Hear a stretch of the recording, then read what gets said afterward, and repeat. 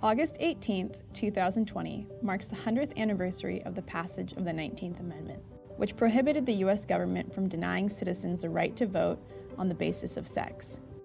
The 19th Amendment has long been considered a major milestone in the history of U.S. democracy for granting American women the right to vote. While today we might take this civil liberty for granted, it's important to acknowledge the decades of struggle and activism, as well as the history of racism within the suffrage movement.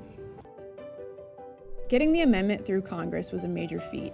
On top of the fact that both dominant political parties resisted women's suffrage for decades, there were also fundamental clashes within the movement which focused on the right of white women to vote, to the point of intentionally excluding the rights of women of color. In 1919, after over 70 years of suffragist lobbying, picketing, marching, and protesting, the House of Representatives approved an amendment written by Susan B. Anthony, guaranteeing women's enfranchisement. The Senate followed suit, and the amendment was soon after ratified by the states in August 1920. While this date marked an important turning point, many women of color, including Southern Black women, continued to be disenfranchised until the passage of the Voting Rights Act of 1965, which aimed to prohibit racial discrimination in voting.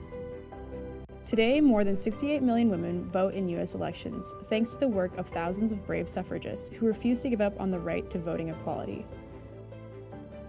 Though women's rights in America have come a long way, we still have a long ways to go, and there are still many more battles to be won.